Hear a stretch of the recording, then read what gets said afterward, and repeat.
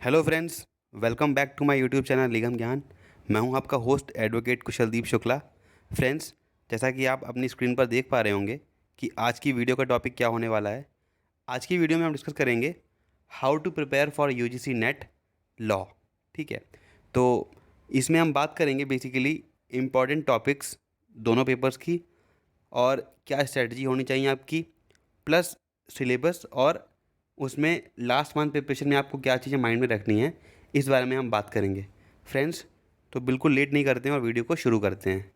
सबसे पहले हम बात करेंगे पेपर वन, जो कि है टीचिंग एंड रिसर्च एप्टीट्यूड।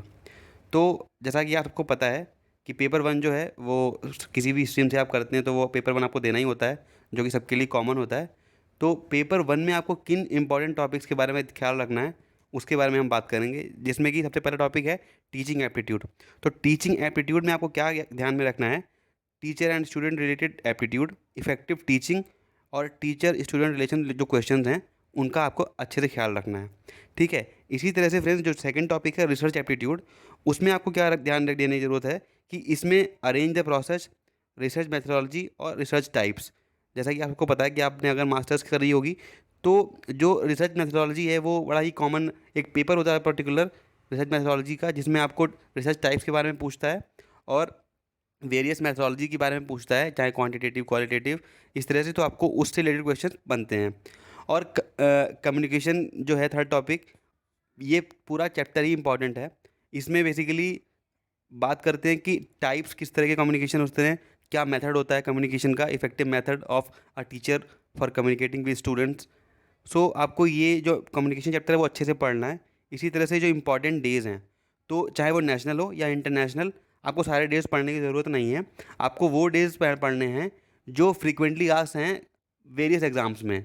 ठीक है, वैसे तो एन नंबर ऑफ डेज है, कोई लिमिट ही नहीं है उनकी, बट आपको उन डेज़ पे ज़्यादा ध्यान देना है जो अदर एग्ज़ाम में काफ़ी पूछे जाते हैं, या फिर वाकई में जिनका काफ़ी इंपॉर्टेंट है, चाहे वो नेशनल पॉइंट ऑफ व्यू से या इंटरनेशनल पॉइंट ऑफ व्यू से।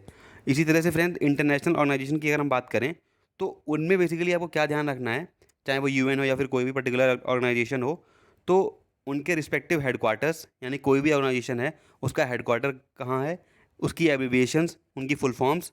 ठीक है, उनका रिस्पेक्टिव एरिया, मान लीजिए कि यूएन है और आईएमएफ है, वर्ल्ड बैंक है, तो ये किस एरिया में काम करते हैं, ये क्या इनकी स्पेशलाइजेशन है।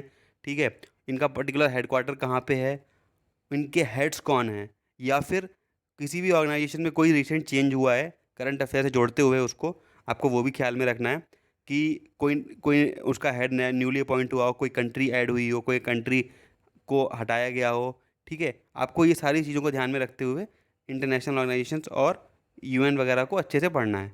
ठीक है, इसी तरह से people development and environment related जो इंस्टीट्यूट्स हैं, आपको उनको अच्छे से भी पढ़ना है। ठीक है, तो और जो लास्ट बट नॉट लीस्ट, जो information take communication and technology का जो टॉपिक है, इसमें आपको क्या देखना है कि वेरियस ऐप्स, मान लीजिए कोई पर्टिकुलर ऐप रिसेंट लॉन्च हुआ है जो एक इंपॉर्टेंस रखता है, या करंट अफेयर के पॉइंट ऑफ व्यू से देखें आप उसको, तो सर्वर्स, वेबसाइट्स, और वेबसाइट्स की मान लीजिए कोई पर्टिकुलर सर्वर है, वेबसाइट है, उसकी फुल फॉर्म।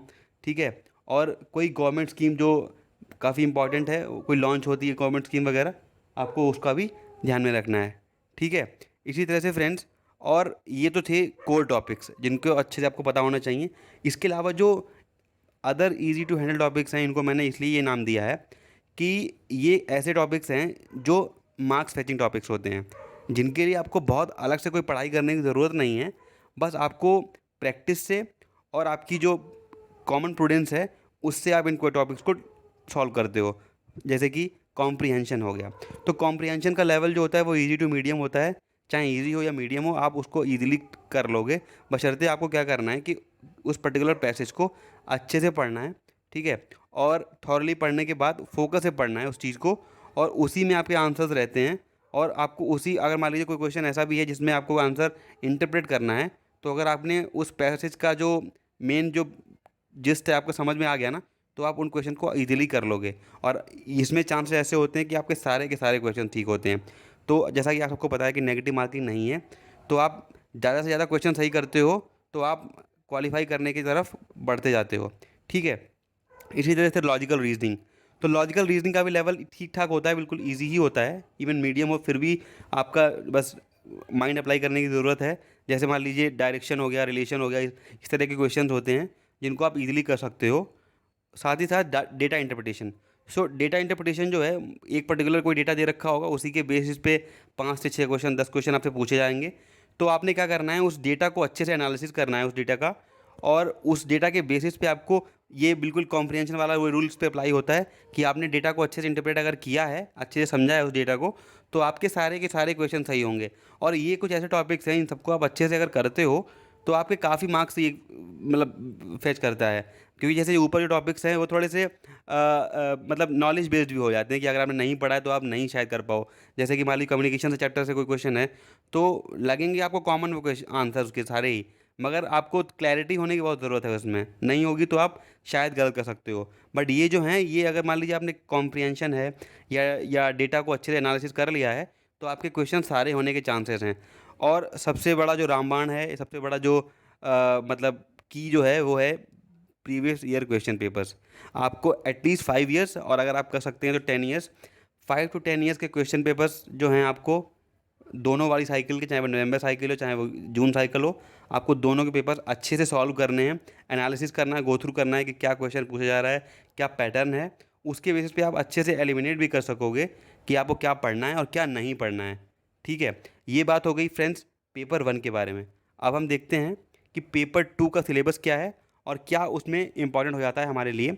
तो फ्रेंड्स पेपर 2 जो है, उसमें आपको सिलेबस को किस तरह से पढ़ना है, किस तरह से कवर करना है। जैसे कि आप एक एस्पिरेंट हैं तो आप लॉ को हमेशा पढ़ते ही हैं, आपका कंटिन्यूस रहता ही है, तो उसमें आपको बहुत ज़्यादा गाइड करने की ज़रूरत है नहीं।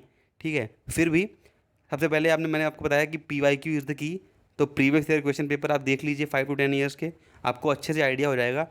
हाँ, ये बात ज़रूर है कि जो लॉ के पेपर है, या मतलब जो लॉ पेपर है, उसमें उसका जो पैटर्न है वो अदर कॉम्पिटिटिव एग्जाम से डिफरेंट होता है, क्योंकि थोड़ा ये एकेडमिक हो जाता है। ठीक है, जैसे कॉन्स्टिट्यूशन है, तो कॉन्स्टिट्यूशन में आपको क्रोनोलॉजिकल ऑर्डर में कॉन्स्टिट्यूशनल हिस्ट्री को अच्छे से पढ़ना है। ठीक है, लैंडमार्क केस लॉज हो गए, रिसेंट अमेंडमेंट हो गया, कोई रिसेंट अमेंडमेंट हुआ है, ठीक है, उसको आपको ध्यान में रखना है। ठीक है, जैसे एंग्लो इंडियन वाला जो अमेंडमेंट हुआ है, तो आपको ये एक current affair point of view से इंपॉर्टेंट हो जाता है और कॉन्स्टिट्यूशन पॉइंट ऑफ व्यू से इंपॉर्टेंट हो जाता है। Important dates, quotes, sayings, articles, ठीक है, और जो कि सारे एग्जाम के लिए इंपॉर्टेंट है, वो आपका यहाँ भी इंपॉर्टेंट हो जाता है। फॉर एग्जांपल फंडामेंटल राइट्स हैं, DPSP हैं। ठीक है, इसी तरह से फ्रेंड लीगल मैक्सिम, तो लीगल मैक्सिम का भी कोई लिमिटेशन नहीं है डेज की तरह। जैसे नेशनल डेज और इंटरनेशनल डेज होते हैं, उनकी कोई लिमिटेशन नहीं है, वैसे लीगल मैक्सिम की भी कोई लिमिटेशन नहीं है। बट फिर भी आपको वो लीगल मैक्सिम्स पढ़ने हैं जो वाकई में बहुत ही कॉमनली यूज़ होते हैं, बहुत ही फेमस हैं, और काफ़ी हर एग्ज़ाम में पूछे जाते हैं। आपको वो लीगल मैक्सिम पढ़ने हैं, आपको उसका मीनिंग पता होना चाहिए, और लीगल मैक्सिम क्या है वो भी पता होना चाहिए, ताकि अगर सिमिलर सिमिलर लीगल मैक्सिम एक ही क्वेश्चन में आ जाते हैं, तो आप उसको एलिमिनेशन करके उसका आप आंसर निकाल सको।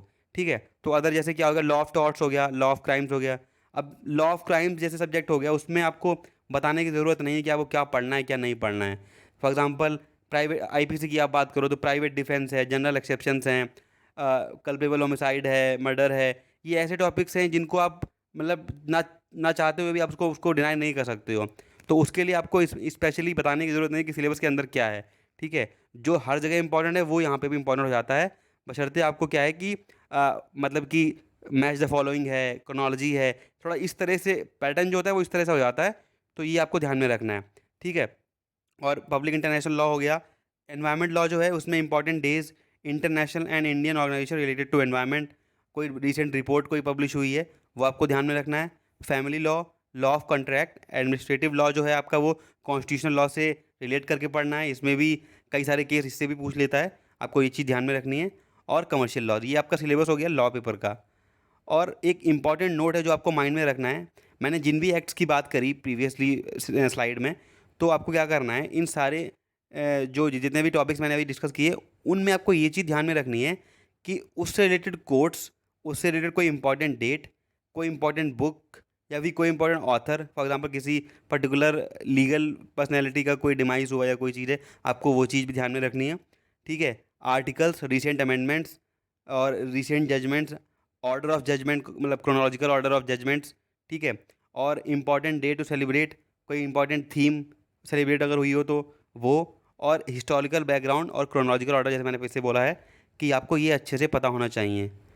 तो ये जो इम्पोर्टेंट चीज़ें थी दोनों पेपर के बारे में मैंने आपको बता दी। और टाइम बहुत कम है, मोस्ट प्रोबेबली आपका 15 to 20 डेज़ के अंदर आपका पेपर हो जाएगा। ठीक है, तो आई होप आपको ये वीडियो लगी होगी इन्फॉर्मेटिव। ठीक है, अगर आपको ये वीडियो इन्फॉर्मेटिव लगी हो और आपका कोई भी कमेंट, कोई भी सजेशन हो, तो कमेंट बॉक्स में ज़रूर दें और मेरे चैनल निगम ज्ञान को सब्सक्राइब करें। Thank you so much and have a nice day.